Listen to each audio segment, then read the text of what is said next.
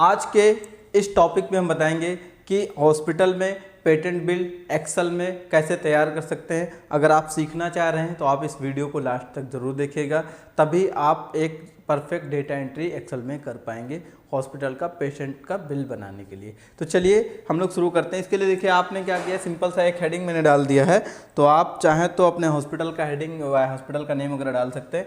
यहाँ पे हम पेशेंट आईडी जो है फटाफट डाल देते हैं। मान लीजिए ये पेशेंट की आईडी है, तो आप कुछ भी पेशेंट आईडी रख सकते हैं अपने हिसाब से, या ऑटो जनरेट भी लगा सकते हैं जिससे कि कंप्यूटर आपका ऑटो जनरेट कर देगा। तो मैं फ़िलहाल 5 लोग की एंट्री आपको करके दिखाता हूँ। ओके, देखिए अब यहाँ पे अगली जो हमारी हेडिंग होगी वो है पेशेंट नेम। तो यहाँ पे पी डॉट कर दिया, पी का मतलब पेशेंट नेम, या फिर आप पूरा लिख सकते हैं। तो मैंने शॉर्ट में थोड़ा सा लिख दिया पेशेंट नेम। ओके, तो यहाँ पे पेशेंट का नाम भी आप फटाफट लिख लेंगे। तो मैं 5 नाम फटाफट लिख दे रहा हूँ, कोई भी, जैसे मान लीजिए हमने लिख दिया राजू, और आप XYZ कोई भी नाम लिख सकते हैं, AJY अजय, और उसके बाद में रोहित, और यहाँ पे एक नाम मैं और डाल दे रहा हूँ राम कुमार। उसके बाद में मान लीजिए हमने यहाँ पे लिख दिया राज। तो इस तरीके से आपने, मान लीजिए हमने 5 लोग का एक साथ में इसको मेंशन करना है। साथ साथ हम यहाँ पे थोड़ा सा कलर वाले ऑप्शन पे आते हैं और थोड़ा सा कलर इंडिकेट कर दे रहे हैं कुछ दूसरा, ताकि आपको क्लियरली दिखता रहे। देखिए यहाँ पे हमने ये वाला कलर मान लीजिए डन कर दे रहे हैं। ओके, यहाँ पे कलर ले लेंगे, क्लियर। अब देखिए यहाँ पे पेशेंट की आईडी हो गई, पेशेंट की नेम हो गया, क्लियर। अब यहाँ पे हम आते हैं एज पे। यहाँ पे हमने लिख दिया AGH, एज काफ़ी ज़्यादा मायने रखती है। तो यहाँ पे एज आप मेंशन करेंगे। जैसे मान लीजिए राजू हैं 25 ईयर के, और इनका डाल दे रहा हूँ 26 साल, 30 साल, और इस तरीके से आप जो है ईयर ज़रूर डालें 50 साल, और यहाँ पे लास्ट में इनका डाल दे रहा हूँ 41 साल। एज के बाद में जो सबसे ज़्यादा ज़रूरी होता है वो होता है एडमिट डेट, की जो पेशेंट आया है वो किस डेट में एडमिट किया गया है हमारे हॉस्पिटल में। तो पहले तो आप एडमिशन डेट जो होता है वो एडमिशन डेट भी बोल सकते हैं, आजकल एडमिशन डेट ही बोला जाता है जब आपकी एंट्री होती है। और एडमिशन डेट में आप अपनी प्रॉब्लम बताते हैं, उसी हिसाब से आपको वार्ड दिया जाता है। तो आप पहले यहाँ पे एडमिट डेट में लिख दे रहा हूँ। तो एडमिट डेट ज़्यादा लोग समझते हैं, ATMIT एडमिट। यहाँ पे एडमिट डेट आप टाइप करेंगे, और इस सेक्शन का हम यहाँ से साइज वगैरह थोड़ा सा बड़ा कर लेंगे। ये देखिए यहाँ से हमने एडमिट डेट। अब एडमिट डेट आप यहाँ पे कुछ ना कुछ डाल देंगे। जैसे मान लीजिए 01 मान लीजिए 2023, ये एडमिट डेट इनका मैंने यहाँ पे डाल दिया। इस तरीके से सबका मैं लाइन से थोड़ा सा डाल दे रहा हूँ, ताकि आपको अभी मैं कुछ चीज़ें दिखा सकूँ कैसे इसको एंट्री करना है और इसको कैलकुलेशन कैसे करते हैं। तो यहाँ पे हमने इसमें भी डाल दिया 02/01/2023। तो सबका कुछ ना कुछ हम डेट मेंशन ज़रूर करेंगे, ताकि आप आसानी से एंट्री कर पाएँ।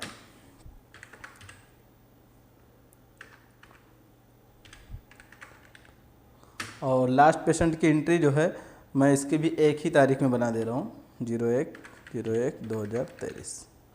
इस तरीके से हमने 5 लोग की एंट्री कर दी है, और यहाँ से फटाफट से कलर आप करेंगे। साथों साथ जब आप करते हुए चलेंगे तो काफ़ी क्या होता है, आपको सीखने में थोड़ा सा समझ में आता है। और साथ में ये जो हेडिंग है हमारी, इसको हम बोल्ड कर देंगे।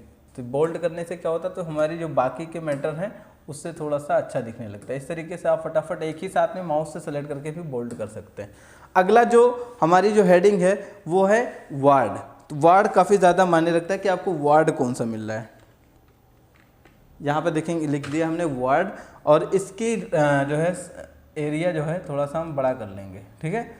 वार्ड लिख दिया, यहाँ से बोल्ड कर दिया, कलर कर दिया, क्लियर। अब वार्ड में देखिए जनरल वार्ड होता है, स्पेशल वार्ड होता है, ICU वार्ड होता है। जब भी आप एडमिट करवाते हैं तो अगर ज़्यादा सीरियस केस रहता है तो आपको सीधा एक इमरजेंसी वार्ड में ले जाते हैं, जहाँ पे प्रॉब्लम क्लियर करने के बाद में एक सेपरेट वार्ड में आपको शिफ्ट किया जाता है, चाहे वो स्पेशल हो या फिर ICU वार्ड हो या फिर आपका जनरल वार्ड हो। तो जिस हिसाब से आपकी मर्ज होगी, आपके पेशेंट का जिस हिसाब से समस्या होगी, उस हिसाब से हॉस्पिटल वाला उसको सजेस्ट करता है कि इनको ICU में शिफ्ट करना पड़ेगा। तो उसी हिसाब से उनकी जो है बिलिंग भी होती है, उसी हिसाब से उनका चार्ज लगता है, उसी को हम लोग कैलकुलेट करते हैं। चलिए हम लोग यहाँ पे लिख दे रहे हैं, मान लीजिए कि राजू हैं, इनको जनरल वार्ड में शिफ्ट किया गया है, तो यहाँ पे मैं GENERL जनरल लिख दे रहा हूँ। और मान लीजिए इनको स्पेशल में शिफ्ट किया गया है, स्पेशल। और मान लीजिए इनको ICU में किया गया है, ICU। उसके बाद में मान लीजिए फिर से जनरल कर दिया, फिर स्पेशल कर दिया। तो एक लोग को केवल मान लीजिए यहाँ पे ICU में किया गया है, बाकी 2 लोग को जनरल में और 2 लोग को स्पेशल वार्ड में। तो यहाँ से हम क्या करेंगे, इसका साइज थोड़ा सा बड़ा करेंगे। अब हमारा वर्ड भी क्लियर हो गया है। अब हमें क्या करना है, डिस्चार्ज डेट डालना होगा कि कितने जो है डेट में ये डिस्चार्ज हुए हैं। क्लियर। तो यहाँ पे चलिए हम यहाँ पे लिख दे रहे हैं डिस्चार्ज डेट। यहाँ पे हम आए और यहाँ पे लिख दिया डिस्चार्ज।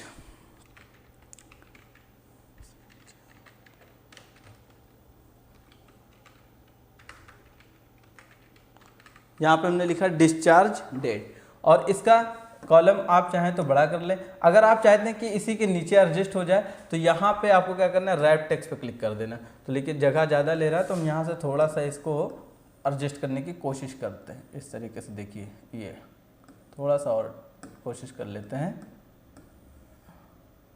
डिस्चार्ज डेट, और यहाँ से इसको इतना कर दे रहे हैं। अब जो है क्या है कि हमारा एक ही लाइन में एडजस्टमेंट हो गया है। यहाँ पे हम क्या करते हैं, इसको कलर कर दे रहे हैं, डायरेक्ट पूरा रेंज कलर हो जाएगा। बॉर्डर बोल्ड भी कर दे रहे हैं, सबको बोल्ड कर दिया, यहाँ सेंटर में कर दिया, बीच में क्लिक कर दिया। अब डिस्चार्ज डेट यहाँ पे डालना है। जैसे मान लीजिए कि 1 तारीख को एडमिट हुए थे और ये मान लीजिए 5 तारीख को डिस्चार्ज हो गए। क्लियर। तो यहाँ पे 05-01-2023 मान लीजिए 5 दिन में डिस्चार्ज हो गए, और ये 2 तारीख में शिफ्ट हुए थे और मान लीजिए कि ये जो है 7 तारीख को डिस्चार्ज हो गए। तो इस तरीके से मान लीजिए 5 तारीख को हुए थे, ये 10 तारीख को डिस्चार्ज हो गए। तो आप क्या करेंगे, फटाफट जो है जितने तारीख को ये डिस्चार्ज हुए वो डेट आप यहाँ मेंशन करेंगे। और इस डेट में थोड़ी सी दिक्कत है, तो यहाँ पे मैं कोई डेट डाल दे रहा हूँ 9 तारीख में, और ये 10 तारीख में ही एडमिट हुए। मान लीजिए कि 11 तारीख में ही ये डिस्चार्ज हो गए। 11, कोई ज़रूरी नहीं कि हर पेशेंट आए तो 5 दिन वो यहाँ पे रुके। कभी कभी क्या होता है, सेम डेट में भी डिस्चार्ज होने लायक होता है तो कर दिया जाता है। तो यहाँ पे अगर ये जगह कम हो रहा है तो यहाँ से थोड़ा सा जगह आप बढ़ा देंगे हल्का सा, तो क्या होगा, आपका डेट ये क्लियर हो जाएगा। हैज़ लिख के आ जाए तो इसका मतलब है कि वहाँ पे जगह की प्रॉब्लम आ रही है। क्लियर।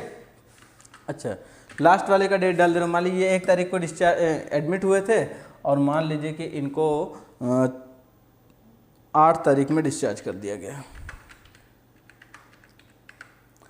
तो ये हमारा जो है डिस्चार्ज वाला डेट हो गया। अब हमें क्या निकालना है, सबसे ज़्यादा जो ज़रूरी होता है वो होता है आपका टोटल डेट। तो टोटल डेट निकालने के लिए जो है आपको एक डेट से दूसरे डेट को माइनस करना होगा।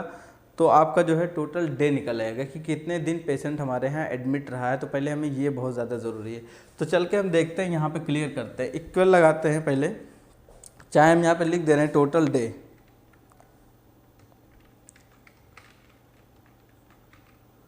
Total day. और ये देखिए एक लाइन में अगर ये एडजस्ट ना हो पाए तो आपने क्या करना है, यहाँ पर रैप टेक्स्ट पे क्लिक कर देना है। तो जैसे ही आप रैप टेक्स्ट पे क्लिक करते हैं और इसका साइज थोड़ा सा बड़ा कर देते हैं, देखिए यहाँ से थोड़ा सा बड़ा कर दिया, तो ये क्या होगा कि एडजस्टमेंट हो गया हमारा। क्लियर। अब टोटल डेट निकालने के लिए यहाँ पे फार्मूला लगाएंगे इक्वल, और ये जो डेट है इस डेट से माइनस अगर कर ले रहे हैं इस डेट को तो निकल के आएगा हमारा डेज। क्लियर। तो इस हिसाब से हमारा जो है डेज अगर हम वैसे कैलकुलेट करें तो डेज हमारा यहाँ पे देखिए 120 आ रहा है, जबकि गलत है क्योंकि पूरा तो एयर के हिसाब से उसमें निकाल दिया। तो आपने क्या करना है, मान लीजिए देखिए यहाँ पे 1 तारीख में एडमिट हुआ है, 5 तारीख में इसको डिस्चार्ज कर दिया गया। तो एक तरीके से देखा जाए तो ये टोटल कितने दिन एडमिट थे, 5 दिन एडमिट थे। मान लीजिए भी हम यहाँ पे 5 ऐसे ही मेंशन कर दे रहे हैं। अब चलिए देखते हैं आगे की तरफ। अगर हम यहाँ पे अगले हेडिंग की बात करें तो यहाँ पे मान लीजिए लिखा है वार्ड चार्ज, ये भी बहुत ज़्यादा ज़रूरी है। तो यहाँ पे इसको भी सिंपल सा सिलेक्ट करेंगे, रैप टेक्स्ट पे क्लिक कर देंगे ताकि ये लैंडस्केप हो जाए और थोड़ा सा हम जगह इंक्रेजमेंट कर रहे हैं यहाँ से। देखिए वार्ड चार्ज, अब मान लीजिए कि एक दिन का चार्ज इनके वार्ड का जनरल का 500 रुपये है, और इसी तरीके सबका फिल कर दे रहे हैं। मान लीजिए स्पेशल का 900 रुपये है, और आईसीयू का मान लीजिए इनके यहाँ का चार्ज 1500 रुपये है। तो इस तरीके से फटाफट हम इसको फिल कर ले रहे हैं। 500 रुपये जनरल में और स्पेशल में 900 रुपये। अब जो वार्ड का चार्ज है, अरे सॉरी, ये कॉलम आप यहाँ पे मेंशन करेंगे, इसको कट कर ले रहे हैं और यहाँ पे पेस्ट करेंगे। ये इसका चार्ज है, और यहाँ पे डेज, मान लीजिए कि ये 2 तारीख में एडमिट हुए थे और 5 तारीख में, तो ये एक तरीके से ये भी जो है 5 दिन हमारे यहाँ मान लीजिए एडमिट थे। क्लियर। उसके बाद में ये 1 तारीख से 9 तारीख तक, तो उस हिसाब से इनका जो है 5 से 9 4 दिन, और 10 से 11 ये मान लीजिए 1 दिन खाली एडमिट थे। 10 को आए, 11 को डिस्चार्ज हो गए, और यहाँ पे मान लीजिए 1 से 8 सीधा सीधा पता चल रहा 8 दिन एडमिट थे। अब देखिए अगली हेडिंग आपको क्या बनानी है, ये बहुत ज़्यादा आपको ध्यान में रखना होता है कि जब भी आप एक्सेल को करें तो आप कॉलम वगैरह को सेट करते हुए चलें, ताकि दिखने में थोड़ा सा अच्छा लगे। क्लियर। तो अगली हेडिंग हमारी है यहाँ पे डॉक्टर फीस। तो सबसे पहले डॉक्टर के यहाँ जाने से पहले लोग डर ही जाते हैं कि डॉक्टर की फ़ीस क्या होगी। DOCTOR डॉक्टर FEE फी। अब डॉक्टर फ़ी यहाँ पे देखिए, ये चीज़ें मैं क्या कर रहा हूँ, बार बार यहाँ पे आपको बता रहा हूँ, ये चीज़ आपको रैप टेक्स्ट पर क्लिक करके इसको लैंडस्केप करना है, और इसका साइज थोड़ा सा बड़ा कर लेना है यहाँ से। देखिए डॉक्टर फी।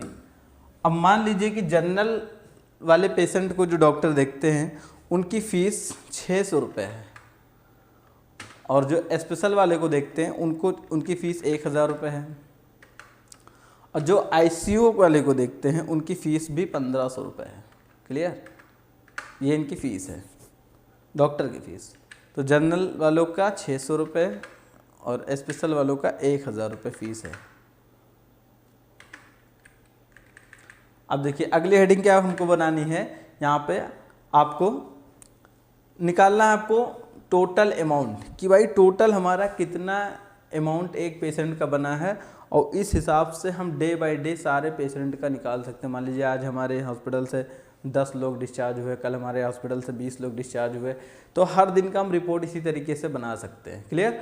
तो अब हमें सब टोटल करके पेशेंट को भी बताना है कि आपका टोटल अमाउंट इतना हुआ। ऐसा ये प्राइवेट हॉस्पिटल्स में चलते हैं, गवर्नमेंट हॉस्पिटल्स में तो ऐसा कोई चार्ज वगैरह नहीं लगता है, लेकिन ये प्राइवेट हॉस्पिटल का सिस्टम है। क्लियर।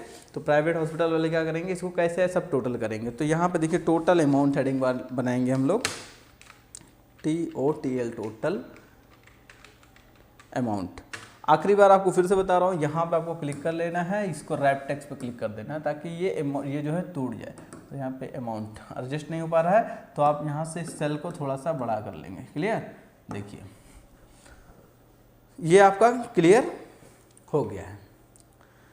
तो अब क्या करना है, मान लीजिए बंदा 5 दिन एडमिट था, और डॉक्टर बेड चार्ज कितना था, 500 रुपये पर डे के हिसाब से, और 600 रुपये फीस थी। तो सबसे पहले फार्मूला देखिए क्या करना है, आपको लगाना इक्वल, इस सेक्शन पे क्लिक करना है, जो आपका कॉलम और रो इसका इंडिकेट करेगा, यानी G3 कॉलम में मल्टीप्लाई का साइन लगाना है, इसको मल्टीप्लाई कर देना है, यानी ये क्या होगा, आपस में मल्टीप्लाई हो जाएंगे। और ये डॉक्टर की फ़ीस, तो हर बार तो डॉक्टर की फ़ीस देनी नहीं है। जब आप एक बार एडमिट हो गए तो आपको एक ही बार डॉक्टर की फ़ीस देनी है, और जय दिन तक एडमिट रहेंगे हर दिन का नहीं देना होता, खाली वार्ड का या फिर बेड चार्ज आपको देना रहता है। तो वही वार्ड चार्ज का मतलब उसी में बेड चार्ज वगैरह, उस वार्ड का जो चार्ज आता है बेड वेड का, वो सारा जुड़ा होता है उसमें। तो आपने क्या करना है, यहाँ पे प्लस लगा देना है। प्लस लगाने के बाद में जैसे आप इस पर क्लिक करेंगे तो क्या होगा, ये डॉक्टर की फीस भी ऐड कर लेगा, इसको इससे मल्टीप्लाई करेगा और डॉक्टर की फीस ऐड करेगा। अब जैसे आप एंटर करेंगे तो एक पेशेंट का अमाउंट जो बन के आया ना, 3100 रुपये बन के आया। इसी तरीके से हम क्या करेंगे, इसे कॉर्नर वाले पॉइंट पे आएंगे,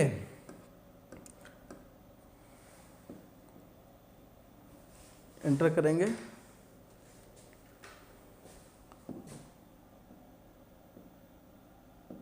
यहाँ पे एक्चुअली पॉइंट बराबर से, या तो आप सबका फार्मूला लगाएंगे या फिर यहाँ से हम कॉर्नर को इंडिकेट करेंगे। इसको ड्रैग भी कर सकते हैं, कहने का मतलब ये मैं ड्रैग करने की कोशिश कर रहा हूँ।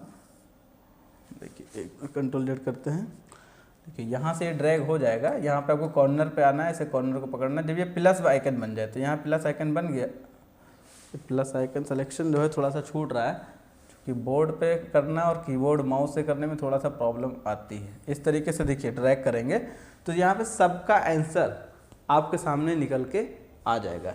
इस तरीके से आप एक हॉस्पिटल का पेशेंट का बिल तैयार कर सकते हैं। अगर आपके हॉस्पिटल में मान लीजिए 10 से 15, 20 लोग, 25 लोग हॉस्पिटल में काम करते हों और उसी हिसाब से सारे लोग को मैनेज करना है, तो आप सिस्टम पे आसानी से मैनेज कर सकते हैं। कितने पेशेंट आ रहे हैं उनकी एंट्री हो सकती है, कितने पेशेंट जा रहे हैं, कितना दिन वो एडमिट थे, ये सारे चीज़। इसमें कोई दवा मेडिसिन वगैरह का नहीं सीन है, क्योंकि मेडिसिन का सिस्टम मेडिकल वाला देखता है। आप डॉक्टर क्या करता है, केवल आपको पर्चा थमाता है और आप दवा ला के देते हैं, वही दवा वो चलाता है। क्लियर।